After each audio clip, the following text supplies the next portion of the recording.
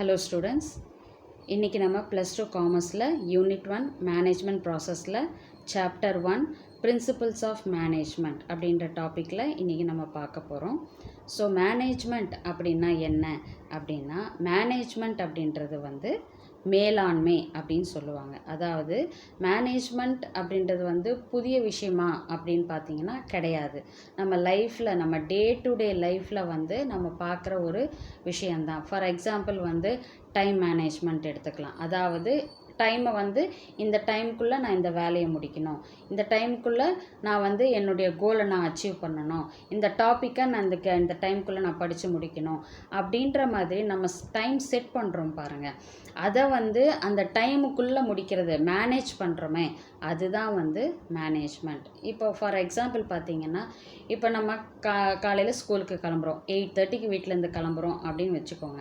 அப்போது அம்மா உங்களை ஸ்கூலுக்கு கொண்டு போய் விடணுன்னா அவங்க காலையில் 5 மணிக்கு எழுந்திரிச்சு சமையல் செஞ்சு உங்களையும் ரெடி பண்ணி விட்டுட்டு 8:30 கொண்டு போய் ஸ்கூலில் விடணுன்னா அவங்க ஒரு டைம் மேனேஜ்மெண்ட் வச்சுக்குவாங்க. இந்த டைமில் எழுந்திரிக்கணும், இந்த டைமுக்குள்ளே இந்த வேலைங்களை முடிக்கணும், அப்போ தான் பசங்களை கொண்டு போய் ஸ்கூலில் கொண்டு போய் சேர்க்க முடியும் அப்படின்றது. ஸோ மேனேஜ்மெண்ட் அப்படின்றது எல்லோருடைய வாழ்க்கையிலுமே நடக்கிற ஒரு சாதாரண ஒரு விஷயந்தான். அதை எப்படி நிறுவனங்களில், இண்டஸ்ட்ரீஸில், கம்பெனிஸ்லலாம் எப்படி மேனேஜ் பண்ணுறாங்க அப்படின்ற விஷயங்களை பற்றி தான் நம்ம இன்றைக்கி பார்க்க போகிறோம். So management is part and parcel of our day to day life. நம்மளுடைய வாழ்க்கையில் மேனேஜ்மெண்ட்ன்றது ஒரு பெரும் பங்கு வகிக்குது அப்படின்னு சொல்கிறாங்க. The practice of management could be found in our entire endeavor. இங்கே endeavor அப்படின்றதுக்கான மீனிங் முயற்சி அப்படின்னு அர்த்தம். அதாவது மேனேஜ்மெண்ட் அப்படின்றது எப்போ நடக்கும் அப்படின்னா, நம்மளுடைய முயற்சிகள் அதிகம் செய்யும் போது தான் இந்த மேனேஜ்மெண்ட் என்ற விஷயம் ஒரு சக்ஸஸ்ஃபுல்லாக இருக்கும் அப்படின்னு சொல்கிறாங்க. Whether we are in a play ground or library or class room or hostel and so on. அதாவது அது ஒரு பிளே கிரவுண்டாக இருக்கலாம், இல்லை ஒரு லைப்ரரியாக இருக்கலாம், இல்லை ஒரு கிளாஸ் ரூமாக இருக்கலாம், இல்லை ஹாஸ்டலாக இருக்கலாம். ஏன் இதெல்லாம் ஒரு எக்ஸாம்பிள், இங்கெல்லாம் என்ன மேனேஜ்மெண்ட் இருக்கும் அப்படின்னு பார்த்தீங்கன்னா, இப்போ லைப்ரரியில் பார்த்தீங்கன்னா எப்படி, இப்போ நம்ம ஒரு புக்கை எடுக்கிறோம் அப்படின்னா அடுத்து நம்ம இந்த புக்கை 2-3 டேஸ்க்குள்ளே நம்ம ரிட்டர்ன் பண்ணணும். அப்படி ரிட்டர்ன் பண்ணலன்னா நமக்கு ஃபைன் பண்ணுவாங்க. ஸோ அந்த டைம் மேனேஜ்மெண்ட், அந்த டைமுக்குள்ளே நம்ம கொண்டு போய் அந்த புக்கை ரிட்டர்ன் பண்ணணும் அப்படின்ற ஒரு செட்டிங்ஸ் வச்சுருப்பாங்க. ஸோ ஒவ்வொரு விஷயத்துலேயுமே நம்ம இந்த மேனேஜ்மெண்ட்ன்றது கரெக்டான லெவலில் இருந்துச்சுன்னா அவங்க நினைக்கக்கூடிய கோல், எய்மை ஈஸியாக ஒரு பெரிய முயற்சியின் மூலிமா அவங்க அச்சீவ் பண்ண முடியும் அப்படின்னு சொல்கிறாங்க. So wherein we plan many of our actions and execute them in a systematic manner to arrive at the desired results. அதாவது இப்போ நம்ம ஏதாவது ஒரு விஷயத்தை பண்ணணும் அப்படின்னும் போது முதல்ல என்ன பண்ணுவோம், பிளான் பண்ணுவோம். இப்படி பண்ணணும், இந்த வேலையை இப்படி பண்ணணும், அப்படி பண்ணணும் அப்படின்ட்டு நம்ம என்ன பண்ணுவோம், பிளான் பண்ணுவோம். அடுத்தது என்ன பண்ணுவோம், ஆக்ஷன். அதாவது அந்த பிளானை எக்ஸிக்யூட் பண்ணுவோம், அதாவது நடைமுறைப்படுத்துவோம், வேலைகளை செய்ய ஆரம்பிப்போம் இல்லையா. பிளான் பண்ணிவிட்டு அதுக்கான வேலைகளை நம்ம என்ன பண்ணுவோம், செய்ய ஆரம்பிப்போம். நம்ம அந்த வேலையை கரெக்டான விதத்தில், நம்ம நினச்ச டைமில், நினச்ச விதத்தில் எல்லாமே அமைஞ்சுதுன்னா என்ன ஆகும், to arrive at the desired result. அதாவது நம்ம நினச்ச ஒரு ரிசல்ட்டு, நம்ம எய்மை ஈஸியாக அச்சீவ் பண்ண முடியும் அப்படின்னு சொல்கிறாங்க. அதாவது ஒரு மேலாண்மையை சரியான விதத்தில் நம்ம பிளான் பண்ணிவிட்டு அதை நடைமுறைப்படுத்தும் போது நமக்கு என்ன ஒரு இது கிடைக்குது அப்படின்னா, நாம் நினைத்த எய்மை நம்ம அச்சீவ் பண்ண முடியும் அப்படின்றது தான் சொல்ல வராங்க. So management is goal oriented. அதாவது கோல் ஓரியன்டட் அப்படின்னா என்னது, கோல்னா என்னது, அச்சீவ்மெண்ட். அதாவது நம்மளுடைய குறிக்கோள்களை நம்ம அடையக்கூடியது. ஸோ கோல் ஓரியன்டாக இருக்கும் மேனேஜ்மெண்ட், மேலாண்மை அப்படின்றது எதுக்காக அப்படின்னா, நம்மளுடைய குறிக்கோளை அடைவதற்கான ஒரு திறவுகோல், ஒரு கீ மாதிரி. அது நம்மளுடைய முயற்சினால் நம்ம ஒரு விஷயத்தை அட்டைன் பண்ணுறதுக்கு நமக்கு என்ன தேவை? மேனேஜ்மெண்ட், சரியான மேனேஜ்மெண்ட் இருக்கணும் அப்படின்னு சொல்கிறாங்க. And it is an art of getting things done with and through others. அதாவது அந்த மேனேஜ்மெண்ட் அப்படின்ற விஷயம் வந்து கெட்டிங் திங்ஸ் டன், அதாவது ஒரு விஷயத்தை நடத்தி கொள்வது, மற்றவங்க அது வந்து தானே செய்வதோ இல்லை வந்து த்ரூ அதர்ஸ், இல்லைன்னா மற்றவங்கள வச்சு அந்த வேலையை வாங்கிக்கிறதோ, அதுதான் வந்து என்ன சொல்கிறாங்கன்னா மேனேஜ்மெண்ட். ஸோ மேனேஜ்மெண்ட், மேலாண்மை அப்படின்றது வந்து ஒரு கலை, அது ஒரு ஆர்ட். அதாவது நம்மளுடைய குறிக்கோளை அடைவதற்கு அந்த மேலாண்மை வந்து அது நம்ம தனியாகவும் முயற்சி செய்யலாம், இல்லை அடுத்தவங்கள பயன்படுத்தியும் நம்மளுடைய குறிக்கோளை அடையலாம் அப்படின்றது தான் இங்கே சொல்ல வராங்க. The practice of management helps to achieve the organisational mission and determines the future of the business enterprise. அதாவது த ப்ராக்டிஸ் ஆஃப் மேனேஜ்மெண்ட், இந்த மேனேஜ்மெண்ட்டை நம்ம வந்து ப்ராக்டிஸ் பண்ணும்போது, நம்ம இம்ப்ளிமெண்ட் பண்ணும்போது என்ன ஆகும்னா helps to achieve the organisational mission. இங்கே ஆர்கனைசேஷனல் அப்படின்னா என்னென்னா நிறுவனம், ஒரு கம்பெனி அப்படின்னு அர்த்தம். மிஷன் அப்படின்னா என்ன அர்த்தம்னா பணி, மிஷன்னா பணி, வேலை அப்படின்னு அர்த்தம். டிட்டர்மைன்ஸ் அப்படின்னா என்னென்னா தீர்மானிக்கிறது. டிட்டர்மைன்ஸ்னால் என்ன? தீர்மானிக்கிறது. அதாவது ஒரு மேனேஜ்மெண்ட்டை நம்ம கரெக்டான விதத்தில் நம்ம கொண்டு போகும்போது அது எப்படி நமக்கு வந்து ஹெல்ப்ஃபுல்லாக இருக்கும் அப்படின்னா, ஒரு நிறுவனத்தில் வந்து நிறைய வேலைகள் இருக்கும் இல்லையா? ஒவ்வொரு டிஃப்ரெண்ட் ஒர்க் இருக்கும். ஸோ அந்த டிஃப்ரெண்ட்டான ஒர்க்கை வந்து நல்ல விதமாக செய்கிறதுக்கும் the future of the business enterprise, அதாவது ஒரு பிஸ்னஸோட எதிர்காலத்தை வந்து நல்ல விதமாக தீர்மானிக்கிறதும், புரியுதுங்களா? இப்போ வேலையை கரெக்டாக செய்யும்போது என்ன ஆகும்? ஆட்டோமேட்டிக்காக அந்த கம்பெனியோட எதிர்காலம் எப்படி இருக்கும்? கரெக்டான மேனேஜ்மெண்ட் இருந்துச்சுன்னா அந்த கம்பெனியோட எதிர்காலமும் நல்ல விதமாக தீர்மானிக்கப்படும். ஸோ இந்த மேனேஜ்மெண்ட் அப்படின்றது வந்து ஒரு நிறுவனத்தோட வேலைகளை மட்டும் கிடையாது, அதனுடைய எதிர்காலத்தையும் தீர்மானிக்கக்கூடிய விதமாக இருக்குது அப்படின்னு சொல்கிறாங்க. In a way the success or otherwise of an organization or an individual is more decided by the way they manage their functions, duties and responsibilities. அதாவது ஒரு நிறுவனமாக இருக்கலாம், ஆர்கனைசேஷன்னா நிறுவனம் சொன்னேன், இண்டிவிஜுவல்னால் ஒரு தனி மனிதன், ஒரு நிறுவனமாக இருக்கலாம், இதில் தனி மனிதனாக ஒரு வியாபாரம் செய்கிறவங்களாகவும் இருக்கலாம்.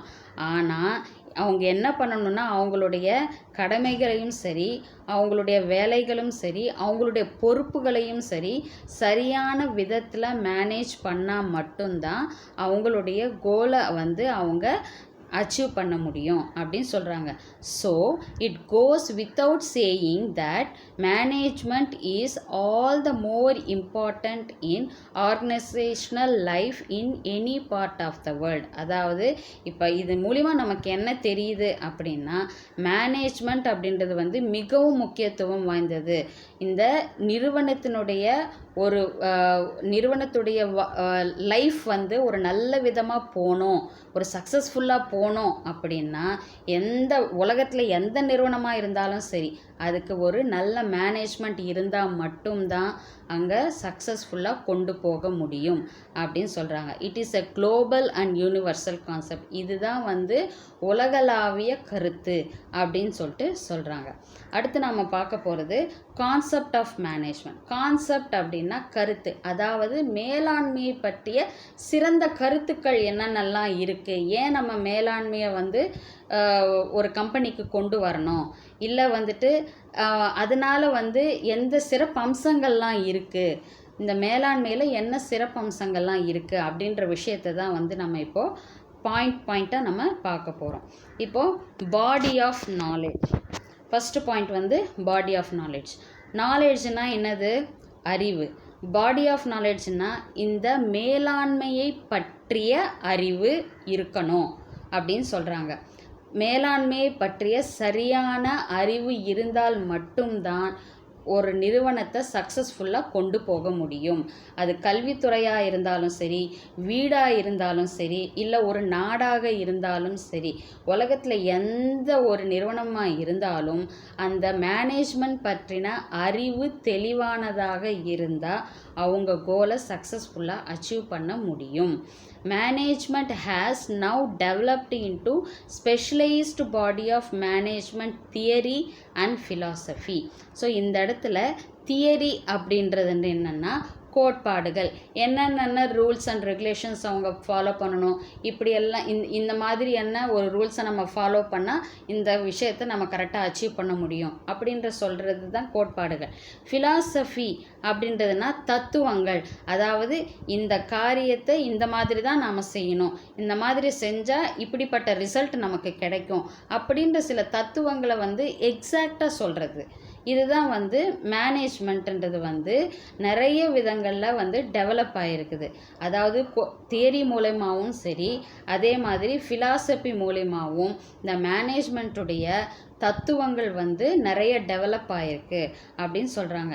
Management literature is growing in all countries. அதாவது இந்த மேனேஜ்மெண்ட் பற்றின இலக்கியங்கள், லிட்ரேச்சர்ஸ் எல்லாம் என்ன இருக்குது, இந்த ஆல் ஓவர் த வேர்ல்டு, இந்த உலகத்தில் அது டெவலப் ஆகிட்டே இருக்குது, க்ரோ ஆகிட்டே இருக்குது அப்படின்னு சொல்கிறாங்க.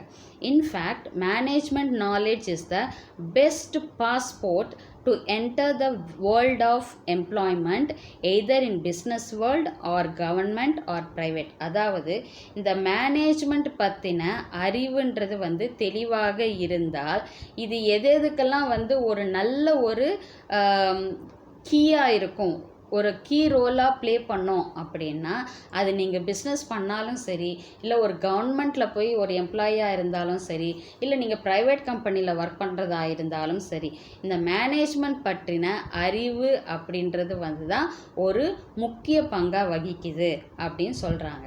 ஸோ மேனேஜ்மெண்ட் பற்றின அறிவு தெளிவானதாக இருக்கணும் அப்படின்னு சொல்கிறாங்க.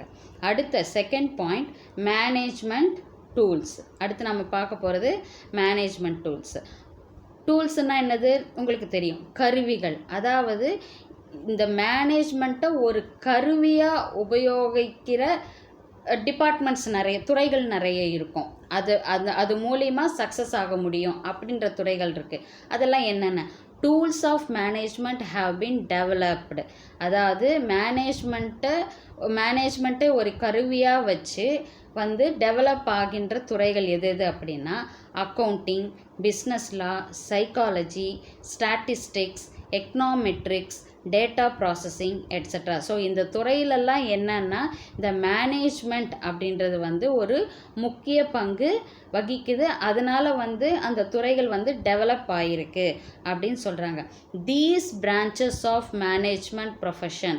ஸோ இந்த ப்ரொஃபஷன், இந்த தொழில்துறை சார்ந்த இந்த பிரான்ச்சஸ், இந்த துறைகள் எல்லாம் மேனேஜ்மெண்ட் நல்ல விதத்துலேயும், அதே மாதிரி அறிவியல் சார்ந்த மேனேஜ்மெண்ட் நல்ல விதமாக அவங்க யூஸ் பண்ணும்போது, அதாவது நடைமுறைப்படுத்தும் போது, அதாவது நல்ல ஒரு மேனேஜ்மெண்ட்டை நல்லபடியாக பயன்பாட்டுக்கு கொண்டு நடைமுறைப்படுத்தும் போது அந்த பிஸ்னஸ் நல்ல விதமாக, அது ப்ரொஃபஷனலாக இருந்தாலும் சரி, இல்லை நார்மல் பிஸ்னஸாக இருந்தாலும் சரி, நல்ல விதமாக கொண்டு போகக்கூடிய ஒரு சிறந்த கருவி எது அப்படின்னா மேனேஜ்மெண்ட் அப்படின்னு சொல்கிறாங்க. அடுத்து third point separate discipline. Separate discipline அப்படின்னா ஒரு இதனை பற்றிய படிப்பு எப்படி இருக்குது, தனித்துவமான சிறப்பு படிப்புகள்லாம் என்னென்ன இருக்குது இந்த மேனேஜ்மெண்ட்டுக்கு அப்படின்றத பார்க்கலாம். Management studies in many universities and institutions of higher learning are recognised as a separate discipline. அதாவது நிறைய யூனிவர்சிட்டிஸ்லேயும் சரி, நிறைய இன்ஸ்டிடியூஷன்ஸ்லேயும் சரி, இந்த மேனேஜ்மெண்ட் பற்றின படிப்பு அப்படின்றது இப்போ ஒரு தனித்துவமான ஒரு இடத்த வகிச்சிருக்கு அப்படின்னு சொல்கிறாங்க. மேனேஜ்மெண்ட்டோட படிப்பு அவசியம் அப்படின்ற லெவலுக்கு இன்றைக்கி நிலைமை இருக்குது அப்படின்னு சொல்கிறாங்க.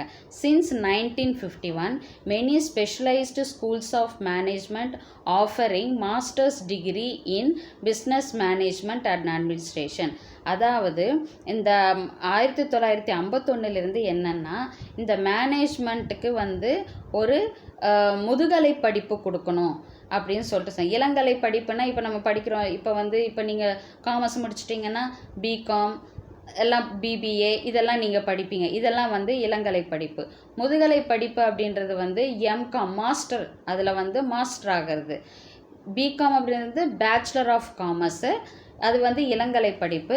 மாஸ்டர் ஆஃப் காமர்ஸ் அப்படின்றது வந்து முதுகலை படிப்பு. ஸோ இந்த மாதிரி ஒரு மாஸ்டர் படிப்பு வந்து இந்த மேனேஜ்மெண்ட்டுக்கும் அட்மினிஸ்ட்ரேஷனுக்கும் வந்து இருக்கணும், அதனுடைய பங்கு முக்கியமாக இருக்குது அப்படின்றது வந்து இங்கே சொல்கிறாங்க.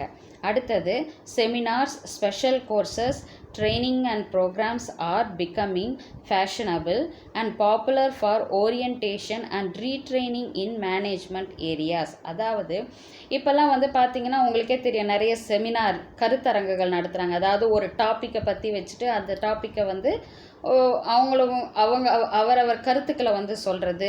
ஸ்பெஷல் கோர்சஸ், அதாவது இப்போ மேனேஜ்மெண்ட்டுன்னா அதுக்கு ரிலேட்டடாக என்னென்னலாம் ஸ்பெஷல் கோர்சஸ் எல்லாம் இருக்குது, படிக்கிறதுக்கு என்னென்ன கோர்சஸ் இருக்குது. ட்ரைனிங் ப்ரோக்ராம்ஸு, அதாவது எந்தெந்த விதத்தில் இந்த மேனேஜ்மெண்ட்டை வந்து நல்ல விதமாக கொண்டு போகிறதுக்கு ட்ரைனிங் எல்லாம் கொடுப்பாங்க. ஸோ அந்த training programs are becoming fashionable and popular for orientation and retraining in management areas. அதாவது இன்றைக்கி வந்து அது வந்து ஒரு ஃபேஷனாக போச்சு. இந்த செமினார் நடத்துறது, ஸ்பெஷல் கோர்சஸ் நடத்துறது, ட்ரைனிங் ப்ரோக்ராம்ஸ் நடத்துறது. அது எதுக்குன்னா இந்த மேனேஜ்மெண்ட் பற்றின ஒரு சிறந்த அறிவை கொடுப்பதற்கும் அவங்கள வந்து நல்ல விதமாக ட்ரெயின் பண்ணுறதுக்கும் வந்து இந்த செமினார்ஸ் எல்லாம், இந்த ட்ரைனிங் எல்லாம் வந்து யூஸ்ஃபுல்லாக இருக்குது அப்படின்னு சொல்கிறாங்க.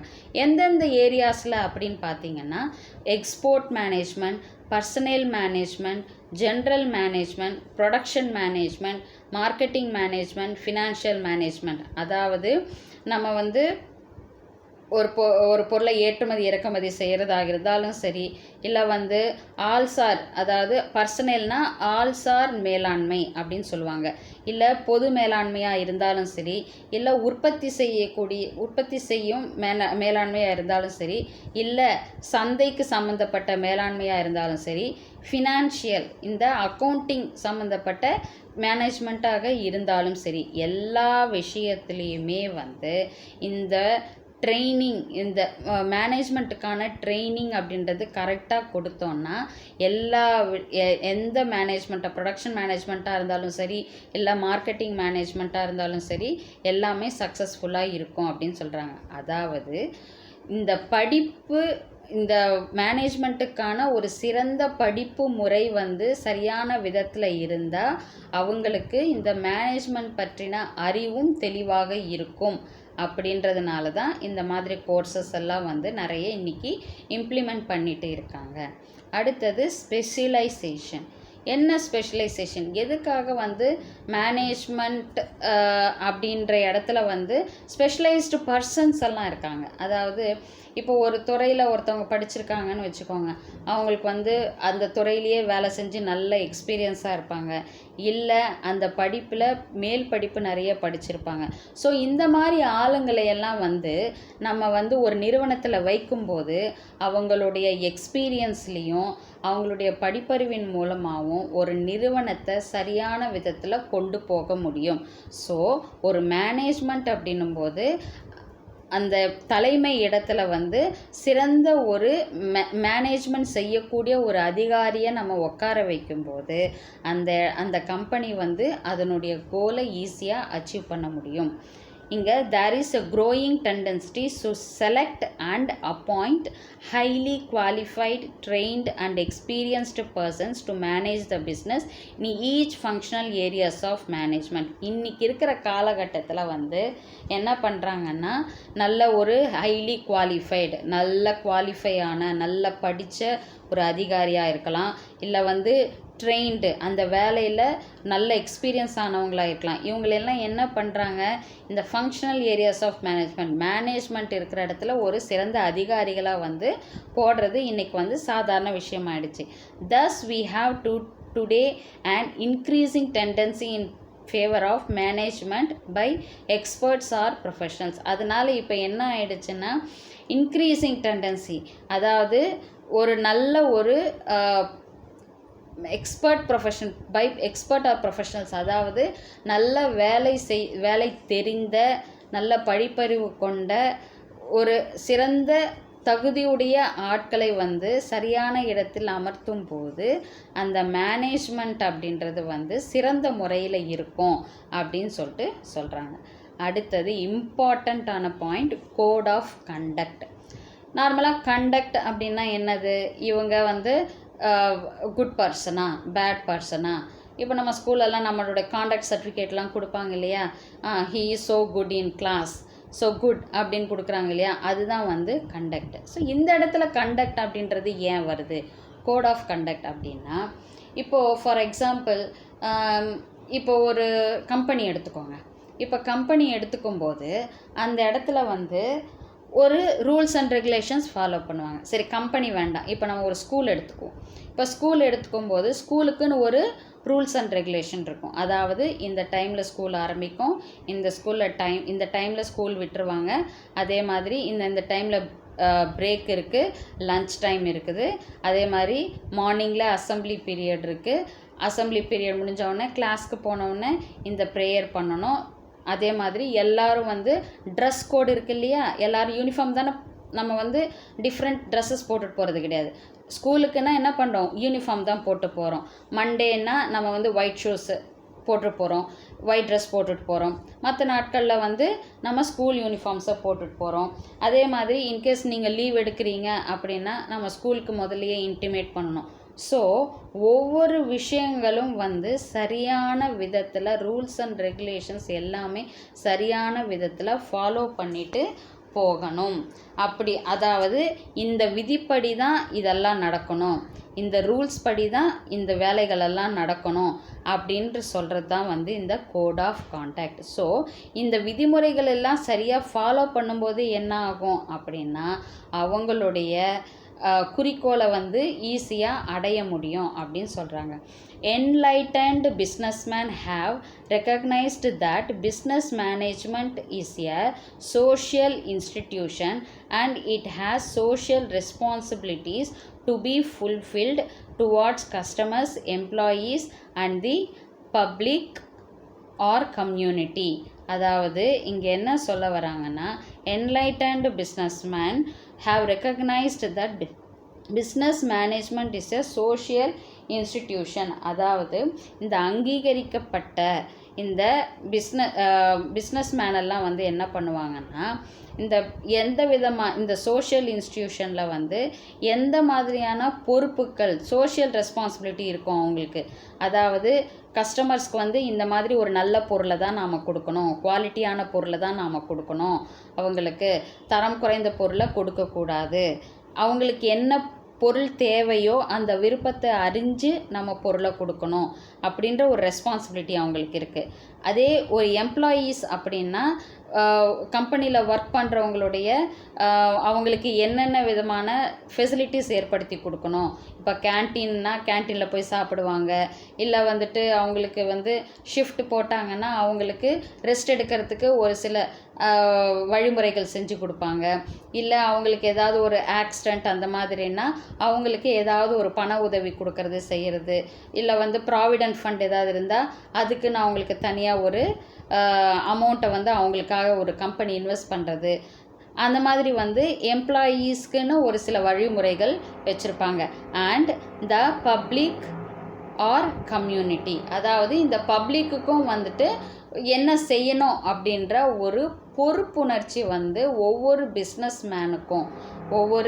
பிஸ்னஸ் மேனுக்கும் வந்து கண்டிப்பாக இருக்கும். ஒரு சோஷியல் ரெஸ்பான்சிபிலிட்டி, ஒரு சமூக அக்கறை வந்து ஒவ்வொரு பிஸ்னஸ் மேனுக்கும் இந்த பிஸ்னஸ் மேனேஜ்மெண்ட்டில் வந்து மேலாண்மையில் ஒரு பங்கு இருக்குது அப்படின்னு சொல்லிட்டு சொல்கிறாங்க. Corporations have now social conscience and awareness அப்படின்னு சொல்கிறாங்க. அதாவது கார்ப்பரேஷன்னா கம்பெனிஸ் தான், நிறுவனங்கள் இருக்கு இல்லையா, அதுதான் வந்து அவங்களுக்கெல்லாம் என்ன இருக்குன்னா ஒரு ரெஸ்பான்சிபிலிட்டி இருக்குது. கான்சைன்ஸ்னால் ஒரு ரெஸ்பான்சிபிலிட்டி, அதே மாதிரி அவேர்னஸ் அதாவது வந்து விழிப்புணர்வு. அவங்களுக்கு வந்து இந்த சமூகத்தை பற்றின ஒரு பொறுப்புணர்ச்சியும் இருக்குது, அதே போல் அவங்களுக்கு ஒரு விழிப்புணர்வும் இருக்குது.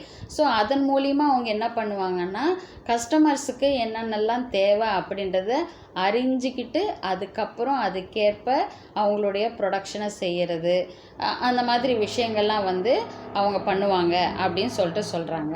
ஸோ ஒரு தனி மனித பிஸ்னஸ் மேனாக இருந்தாலும் சரி, இல்லை ஒரு நிறுவனமாக இருந்தாலும் சரி, அவங்களுக்கு ஒரு ரெஸ்பான்சிபிலிட்டி இருக்குது, ஒரு பொறுப்புணர்ச்சியோடு தான் வந்து அவங்க ஒரு நல்ல மேனேஜ்மெண்ட்டோட ஒரு நிறுவனத்தை கொண்டு வந்தால் மட்டும்தான் வந்து அவங்களுடைய கோலை அவங்க அச்சீவ் பண்ண முடியும்.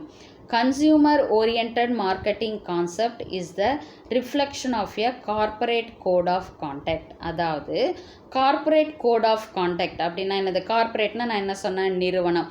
கோட் ஆஃப் கான்டாக்ட் அப்படின்னா அவங்களுடைய விதி ஒழுங்குமுறை நடவடிக்கை, ஒரு நடவடிக்கைகள் எப்படி இருக்கணும், இந்த மாதிரி ரூல்ஸ் தான் ஃபாலோ பண்ணணும் அப்படின்றத ஒரு நிறுவனத்தோடைய ரூல்ஸ் வந்து எதை பேஸ் பண்ணி இருக்கும் அப்படின்னா கன்சியூமர் ஓரியன்ட் மார்க்கெட்டிங் கான்செப்ட். அதாவது ஒரு கஸ்டமர்ஸ் இருக்காங்க இல்லையா, அவங்களுக்கு என்ன தேவையோ, இந்த மார்க்கெட் மூலிமா அவங்களுக்கு என்ன கொடுக்க முடியும், அவங்களுக்கு அவங்களுடைய டேஸ்ட் என்ன, அவங்களுடைய விருப்பங்கள் என்ன, இதையெல்லாம் தெரிஞ்சுக்கிட்டு தான் வந்து அவங்க வந்து தங்களுடைய வழிமுறைகளை, அதாவது தங்களுடைய விதிகளை வந்து நிர்ணயிச்சுப்பாங்க. இப்போ ஒரு நிறுவனம் வந்து என்னுடைய கஸ்டமருக்கு இந்த பொருள் வேணும், இந்த பொருள் இந்த மாதிரி குவாலிட்டியில் இருக்கணும், இப்போ நான் அந்த மாதிரி குவாலிட்டியில் ஒரு நல்ல குவாலிட்டியாக நான் கஸ்டமர்ஸ் கிட்ட கொண்டு போகணுன்னா என்னுடைய கம்பெனியில் ஒர்க் பண்ணுறவங்க இந்த மாதிரி விதிமுறைகளை எல்லாம் கரெக்டாக ஃபாலோ பண்ணிட்டு வந்தால் மட்டும்தான் வந்து நான் கஸ்டமர்ஸோட விருப்பங்களை சாட்டிஸ்ஃபை பண்ண முடியும் அப்படின்ட்டு நினைப்பாங்க. ஸோ ஒரு கார்ப்பரேட்டோட ஒரு விதி, அதாவது அவங்கள ஃபாலோ பண்ணக்கூடிய விதிமுறைகள் வந்து யாரை பேஸ் பண்ணி இருக்குது, கஸ்டமர்ஸை பேஸ் பண்ணி தான் இருக்குது அப்படின்னு சொல்லிட்டு சொல்கிறாங்க. So pressure of consumerism, trade unionism, public opinion and legislation are definitely inducing the management to evolve a code of ethics. அதாவது ப்ரெஷர் ஆஃப் கன்சியூமரிசம், அதாவது என்ன கன்சியூமரிசம், இந்த இடத்துல வந்து கன்சியூமரிசம் அப்படின்னா பயன்பாடு, அதாவது அவங்களுக்கு எந்த மாதிரியான பொருட்கள் தேவைப்படுது, பயன்பாட்டுக்கு அவங்களுக்கு எந்த விதமான பொருட்கள் தேவைப்படுது. அதே மாதிரி ட்ரேட் யூனியனிசம், உங்களுக்கு தெரியும், இப்போ ஒரு கம்பெனின்னா அங்கே வந்து என்ன இருக்கும், ஒரு யூனியன் இருக்கும், அதுக்கு ஒரு தலைவர் இருப்பார். தொழிலாளர்களுக்கு என்னென்னலாம் பிரச்சனைகள் ஏற்படுதோ அந்த தலைவர் என்ன பண்ணுவார், மேனேஜ்மெண்ட் கிட்ட போய் பேசுவாங்க, எங்களுக்கு இந்த தேவைகள் இருக்குது, நீங்கள் இதை செஞ்சு கொடுங்க அப்படின்னு சொல்லிட்டு அப்படி ஒரு ப்ரெஷர் இருக்கும். அதே மாதிரி பப்ளிக் ஒப்பீனியன், அதாவது இந்த பப்ளிக், இந்த சொசைட்டியில் இருக்கவங்கள அவங்களுடைய ஒப்பீனியன்ஸ் என்ன, இந்த கருத்துக்கள் என்ன அப்படின்றது அவங்களுக்கு ரொம்ப முக்கியம். அண்ட் லெஜிஸ்லேஷன்னா என்ன, சட்டம். லெஜிஸ்லேஷன்னா சட்ட ஒழுங்கு நடவடிக்கைகளையும் வந்து அவங்க கரெக்டாக நடைமுறைப்படுத்தணும். Are definitely inducing the management. இந்த கன்சியூமரிசம், இந்த ட்ரேட் யூனியனிசம், இந்த பப்ளிக் ஒப்பீனியன் அண்ட் இந்த லெஜிஸ்லேஷன், இதெல்லாம் வந்து இன்டியூசிங் அப்படின்னா என்ன பண்ணுன்னா தூண்டும், மேனேஜ்மெண்ட்டை வந்து ஒரு சரியான ஒரு விஷயத்தை வந்து கொண்டு வர்றதுக்காக இந்த மேனேஜ்மெண்ட்டை தூண்டும் அப்படின்னு சொல்லிட்டு சொல்கிறாங்க. இதை தான் என்ன சொல்லுவாங்கன்னா கோட் ஆஃப் எத்திக்ஸ் அப்படின்னு சொல்லுவாங்க, அதாவது ஒழுக்க கோட்பாடுகள். ஸோ இந்த விஷயத்தை எல்லாம் வந்துட்டு மனசில் வச்சு தான் மேனேஜ்மெண்ட்டில் என்ன பண்ணுவாங்க, விதிமுறைகளை வந்து செட் பண்ணுவாங்க. இந்த ரூல்ஸ் எல்லாம் ஃபாலோ பண்ணணும், இப்படி பண்ணாதான் நம்ம வந்து ஒர்க்கர்ஸையும் கரெக்டாக கொண்டு போக முடியும், அதே மாதிரி கன்சியூமர்ஸையும் நம்ம வந்து சாட்டிஸ்ஃபை பண்ண முடியும் அப்படின்னு சொல்லிட்டு சொல்கிறாங்க. அடுத்தது, no longer buyer beware is ruling the exchange relations in the market. சரி, buyer beware அப்படின்னா என்ன அப்படின்னா, நம்ம நார்மலாக நம்ம பிவேர்னா என்னன்னு நினைப்போம், ஜாக்கிரதை அப்படியா. இப்போது பையர் பிவேர் அப்படின்னா வாங்குறவங்க ஜாக்கிரதையாக இருக்கணும் அப்படின்னு சொல்கிறாங்க. வாங்குறவங்க ஏன் ஜாக்கிரதையாக இருக்கணும் அப்படின்னா, இப்போது ஒரு பொருளை விற்கிறாங்க நமக்கு. இப்போ பொருளை விற்கும்போது அந்த பொருள் வந்து தரமான பொருளா இல்லை வந்து அந்த பொருள் வந்து நல்ல குவாலிட்டியானதாக நமக்கு இருக்குமா, நம்ம பயன்பாட்டுக்கு அது தேவையா, நம்மளை அவங்க வந்து ஏமாற்றாமல் இருப்பாங்களா, அதே மாதிரி பொருள் வந்து எந்த டிஃபெக்டும் இல்லாமல் அதாவது உடஞ்சி போகாமல் எதுவுமே இல்லாமல் நமக்கு கரெக்டான விதத்தில் கொடுக்குறாங்களா அப்படின்ற ஒரு தெளிவு வந்து வாங்குறவங்களுக்கு இருக்காது.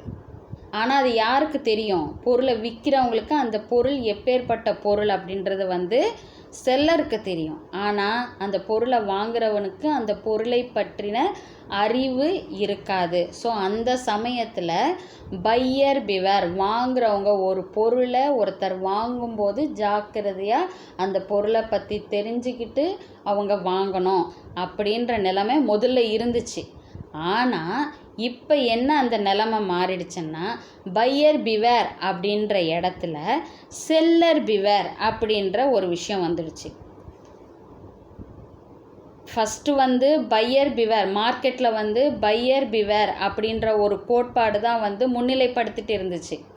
ஆனால் இப்போது அந்த பையர் பிவேர் என்ற இருக்கிற இடத்துல செல்லர் பிவேர் அப்படின்ற ஒரு விஷயம் வந்திருக்குது. இன்றைக்கி இருக்கிற மார்க்கெட்டில் வந்து சிச்சுவேஷனில் இந்த செல்லர் பிவேர் அப்படின்ற விஷயந்தான் வந்து இருக்குது அப்படின்றாங்க. செல்லர் பிவேர் அப்படின்னா என்ன, அதாவது இன்றைக்கி வந்து செல்லர் வந்து ஒரு பொருளை விற்கிறாங்கன்னு வச்சுக்கோங்க. அப்போது அந்த பொருள் எப்பேற்பட்ட பொருள், குவாலிட்டியாக இருக்குமா, மக்களுக்கு வந்து நல்ல முறையில் போய் சேருமா, எந்த டிஃபெக்டும் இல்லாமல் நல்ல தரமான பொருளை வந்து நம்ம போய் கஸ்டமர்ஸ்க்கு கொடுக்கணும் அப்படின்ற எண்ணம் இப்போ யாருக்கு அதிகமாக இருக்கணும்னா செல்லருக்கு அதிகமாக இருக்கணும். ஏன் செல்லரு வந்து ஒரு தரமான பொருளை கொடுக்கணும்னு நினைக்கணும் அப்படின்னா தான் என்ன பண்ண முடியும், அவங்க கஸ்டமர்ஸை தக்க வச்சுக்க முடியும்.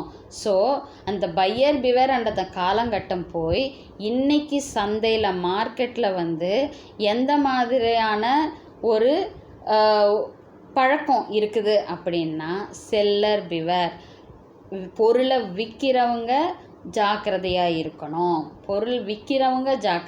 இருக்கணும். அதாவது தரமான பொருளை நம்ம கஸ்டமர்ஸ்க்கு கொண்டு போய் சேர்க்கணும், நம்ம நுகர்வோர்களுக்கு சரியான பொருளை கொண்டு போய் சேர்க்கணும் அப்படின்றது தான் வந்து இந்த பையர் பிவேர் செல்லர் பிவேர். இதை வந்து கரெக்டாக புரிஞ்சுக்கோங்க. இது புரிஞ்சிட்டிங்கன்னா வந்து இது பெரிய கிளாஸ் எல்லாம் படிக்கும்போது உங்களுக்கு வந்து யூஸ்ஃபுல்லாக இருக்கும். ஸோ நெக்ஸ்ட் இந்த கோட் ஆஃப் கான்டக்ட் பார்த்துட்டோம். அடுத்தது ஃபைனல் பாயிண்ட் பார்த்திங்கன்னா ப்ரொஃபஷ்னல் அசோசியேஷன். அதாவது அசோசியேஷன் அப்படின்னா என்னென்னா சங்கம், அதாவது தொழில் சார்ந்த சங்கம். இப்போ ப்ரொஃபஷன் அசோசியேஷன் அப்படின்னா, இப்போ மேனேஜ்மெண்ட்டுன்றது வந்து இப்போ ஒரு நிறுவனத்துக்காக இருந்தாலும் சரி, இல்லை ஒரு பிஸ்னஸ் செய்கிறவங்களுக்காக இருந்தாலும் சரி, எவ்வளோ ஒரு இம்பார்ட்டண்ட்டான விஷயம் அப்படின்றது இப்போ படித்த இந்த பாயிண்ட்ஸ் மூலிமா நமக்கு தெரியுது. எவ்வளோ பெரிய ரோல் வந்து ஒரு நிறுவனத்தில் ஒரு மேனேஜ்மெண்ட் வந்து பங்கு வகிக்குது அப்படின்ற விஷயம் நம்மளால் உணர முடியுது. அப்போது அந்த மேனேஜ்மெண்ட் பற்றின அறிவும் வந்து மக்களுக்கும் இருக்கணும், ஒரு பிஸ்னஸ் செய்கிறவங்களுக்கும் இருக்கணும். அதனால் அதற்கான ஒரு மேனேஜ்மெண்ட் பற்றின அறிவை வந்து மக்களுக்கு கொண்டு போய் சேர்க்கணும். அதே மாதிரி அந்த மேனேஜரியல் ப்ரொஃபஷன், அதாவது அதை வந்து ஒரு சிறந்த வேலைவாய்ப்பு தன்மை உள்ள ஒரு விஷயமா இந்த மேனேஜரியல் கோர்ஸை வந்து கொண்டு போகணும் அப்படின்றது தான் இந்த பாயிண்டில் சொல்ல வராங்க.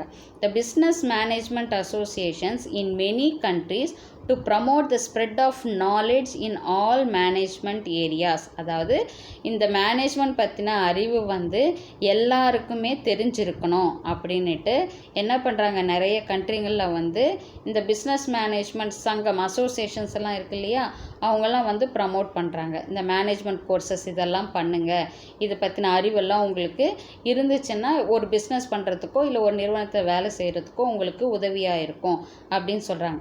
And to build up the bright public image of managerial profession. அதாவது இந்த மேனேஜரியல் ப்ரொஃபஷன், இந்த வேலை வாய்ப்பு தன்மை மேனேஜர்களுக்கான ஒரு வேலைன்றது வந்து எவ்வளோ ஒரு முக்கியத்துவம் வாய்ந்தது அப்படின்றத வந்து மக்களுக்கு ஒரு நல்லதொரு இமேஜை கொண்டு வருது அப்படின்னு சொல்கிறாங்க.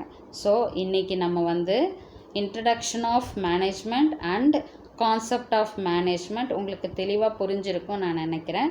ஏதாவது உங்களுக்கு டவுட் இருந்ததுன்னா உங்கள் கமெண்ட் பாக்ஸில் வந்து நீங்கள் கமெண்ட் பண்ணுங்கள். உங்கள் டவுட்ஸை நான் வந்து கிளாரிஃபை பண்ணுறேன். ஸோ நெக்ஸ்ட் வீடியோவில் நம்ம பார்க்கலாம். தேங்க்யூ.